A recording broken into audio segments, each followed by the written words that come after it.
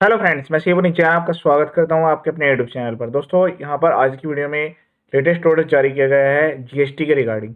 यहां पर जो है एसएससी को काफ़ी बड़ी रिलीफ प्रोवाइड की गई है और अगर आपका भी यहां पर सेम फैक्ट है तो आपके भी नोटिस या ऑर्डर इनवैलिड होंगे। यहाँ पर जो है डायरेक्ट क्लियर कट केस है और ये ऑनरेबल इलाहाबाद हाईकोर्ट के द्वारा ये ऑर्डर जारी किया गया है। रिटेक्स नंबर ये है, आप इसको सर्च कर सकते हैं डायरेक्ट ऑनरेबल कोर्ट की वेबसाइट पर जाकर अगर आपको पीडीएफ कॉपी की रिक्वायरमेंट है।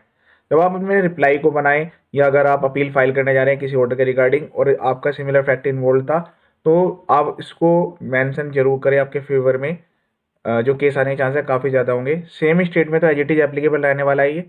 बाकी अदर स्टेट में आपको चेक करना होगा आपके जुडिशनल ऑनरेबल कोर्ट के द्वारा इस फैक्ट को लेकर क्या यहाँ पर व्यू प्रोवाइड किया गया है। मैंने यहाँ पर अपने यूट्यूब चैनल पर ऐसे काफ़ी सारे वीडियो ऑलरेडी अपलोड किए हैं। यहाँ पर अलग अलग ऑनरेबल कोर्ट्स के फेवरेबल ऑर्डर जारी हुए हैं। अभी लेटेस्ट ऑर्डर भी यहाँ पर जारी हुए हैं, वो भी सब वीडियोस यहाँ पर आने वाली है। इसके अलावा यहाँ पर हर टाइप के नोटिस के रिप्लाईज, अपील कैसे ड्राफ्ट करनी है, उसमें क्या क्या मेंशन करना है, क्या उसमें आपको सबमिशंस देने हैं, सब कुछ यहाँ पर वीडियोज में बताया गया है। चैनल के पर्पज फुल एजुकेशन है। यहाँ पर हर टाइप के नोटिस के रिप्लाईज, उनके ड्राफ्ट फॉर्मेट्स, सब कुछ वीडियो के डिस्क्रिप्शन में अवेलेबल है। आप उनको अपने अकॉर्डिंग डाउनलोड करके मॉडिफाई कर सकते हैं। इस वीडियो को शेयर जरूर कीजिएगा। यहाँ पर जो है काफ़ी शॉर्ट में ये वीडियो रहने वाला है। मैं यहाँ पर इसके सारे फैक्ट्स को कवर करूँगा और यहाँ पर जो है ऑनरेबल कोर्ट के द्वारा एसएससी के फेवर में उसकी जेन्युइन हार्डशिप को कंसिडर करते हुए ये यहाँ पर जारी हुआ है। लेकिन इसमें जो रेट एप्लीकेशन थी इसमें कुछ पॉइंट्स ऐसे भी थे जिन पर कोई डिसीजन नहीं दिया गया है। ठीक है, ध्यान से समझिएगा। सबसे पहले तो एसएससी ने ऑनरेबल कोर्ट के बिफोर में सबमिशंस दिए हैं, रिक्वेस्ट की है यहाँ पर कि सर ये इशू इन्वॉल्व है, इस पे आपको इनको कंसिडर करते हुए यहाँ पर फेवरेबल ऑर्डर जारी करिए। सबसे पहला यहाँ पर इन्होंने चैलेंज किया है नोटिफिकेशन नंबर 56 और यहाँ पर जो है नोटिफिकेशन नंबर 56 को यहाँ पर अल्ट्रा वायरस कहा जा रहा है। सेक्शन 168A का यूज करते हुए गवर्नमेंट ने जो डेटा है उनको एक्सटेंड कर दिया था 17/18, 18/19 की। इनका जो इस केस है पर्टिकुलर 18/19 से रिगार्डिंग है। तो ये कह रहे हैं कि अगर यहाँ पर एक्सटेंडेड टाइम पीरियड नहीं दी जाती तो फिर यहाँ पर डिपार्टमेंट के द्वारा ये ऑर्डर भी जारी नहीं होता। दूसरा इशू इन्होंने यहाँ पर रेज किया है कि ये जो नोटिफिकेशन है उसको यहाँ पर रेटिफाई किया जाए डिपार्टमेंट के द्वारा, क्योंकि ये जो है यहाँ पर जीएसटी काउंसिल की जो मीटिंग थी उसमें यहाँ पर ये रिकमेंड नहीं की गई थी। कोई भी एक्शन पहले जीएसटी काउंसिल के द्वारा रिकमेंड किया जाता है, उसके बाद गवर्नमेंट के द्वारा एक्शन लिया जाता है। तो ये पॉइंट भी इन्होंने यहाँ पर डाल दिया। अगला जो पॉइंट है, क्योंकि ये जो अपील है काफ़ी सही तरीके से रेट एप्लीकेशन को फाइल किया गया है और ऑनरेबल कोर्ट के बिफोर यहाँ पर डिटेल्ड में यहाँ पर सबमिशंस दिए गए अलग अलग इशू को लेते हुए। अगला यहाँ पर इन्होंने कहा है कि एक पर्टिकुलर इम्पंज ऑर्डर जो कि यहाँ पर इस पीरियड यानी कि 17/18 की स्क्रूटनी को लेकर था, लेकिन फिर इसके बाद इसको प्रोजेक्ट कर दिया गया 18/19 के रिगार्डिंग। ठीक है, तो पहले 17/18 के रिगार्डिंग था, फिर उसको 18/19 को भी कवर कर लिया गया। तो इन्होंने कहा कि दोनों के दोनों यहाँ पर जो केस है वो यहाँ पर टाइम बार्ड है और यहाँ पर जो इन्होंने सेक्शन यूज किया है सेक्शन 73 का यूज किया है।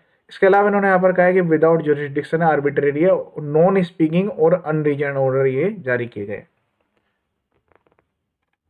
फिर इसके बाद इन्होंने कहा कि यहाँ पर ऑर्डर या फिर डायरेक्शन जारी की जाए ताकि ये बंच ऑर्डर जो इस पर्टिकुलर डेट में जारी किया गया है उसको कोर्स किया जाए स्क्रूटनी ऑफ रिटर्न के रिगार्डिंग सेक्शन 61 में और 73 का बाद में यहाँ पर यूज किया गया 17/18 के रिगार्डिंग 61 में। फिर उसके बाद प्रोसीडिंग्स चला दी गई, फिर 18/19 का पीरियड भी कवर कर लिया गया क्योंकि यहाँ पर ये टाइम बार्ड है। ठीक है, सेक्शन 73 के रिगार्डिंग।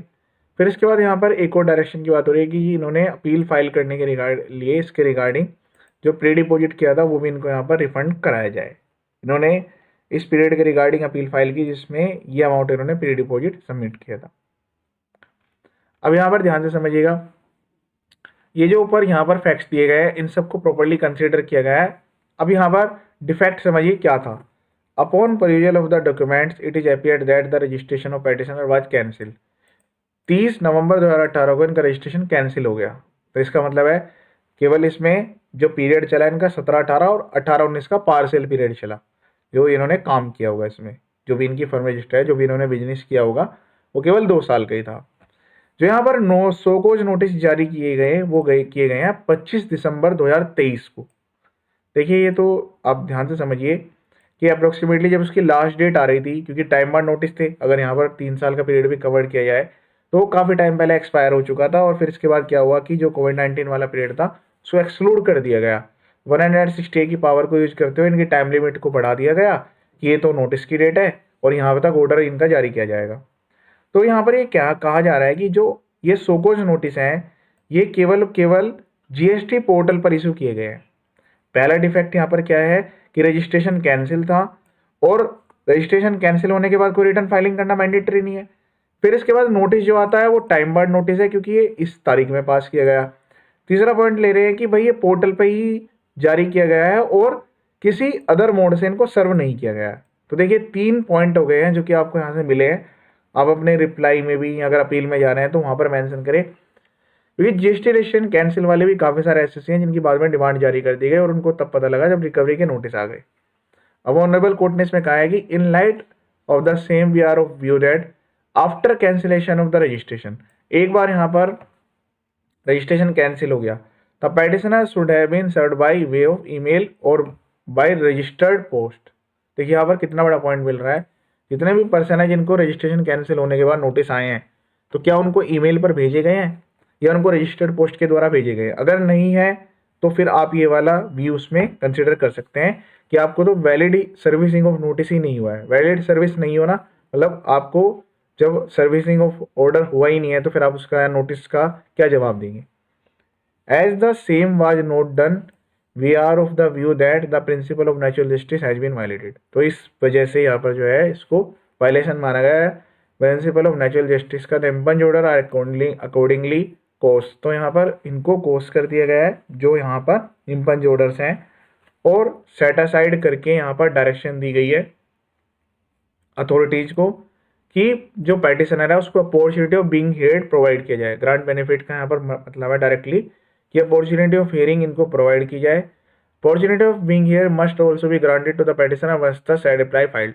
पहले इनको आप रिप्लाई का मौका देंगे, फिर ये की जो पर्सनल हियरिंग है वो यहाँ पर आप इनको अपॉर्चुनिटी प्रोवाइड करेंगे, अपनी रिप्लाई को सबमिट करेंगे, उसके बाद कोई भी ऑर्डर जारी किया जा सकेगा। तो इस डायरेक्शन के साथ इस तरीके से यहाँ पर जो है इस रेट पेटिशन को यहाँ पर अलाउ किया गया है और जो नोटिफिकेशन वाला पॉइंट है उस पर कोई भी डिसीजन नहीं जारी हुआ है।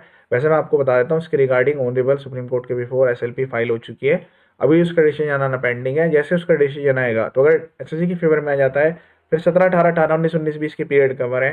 नोटिफिकेशन नंबर 9 और 56 दोनों ही चैलेंज्ड हैं, अलग अलग ऑनरेबल कोर्ट्स में भी चैलेंज हुई हैं।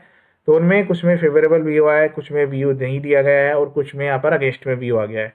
जब वो ऑनरेबल सुप्रीम कोर्ट का इसके रिगार्डिंग ऑर्डर आ जाएगा तब यहाँ पर एसएससी को डायरेक्ट रिलीफ मिल सकती है। तो वो यहाँ पर अभी उस जो एसएलपी फाइल है उसका डिसीजन आना अभी बाकी है। तो इधर लेटेस्ट ऑर्डर, बाकी अदर वीडियो भी आप एक बार देख लीजिएगा।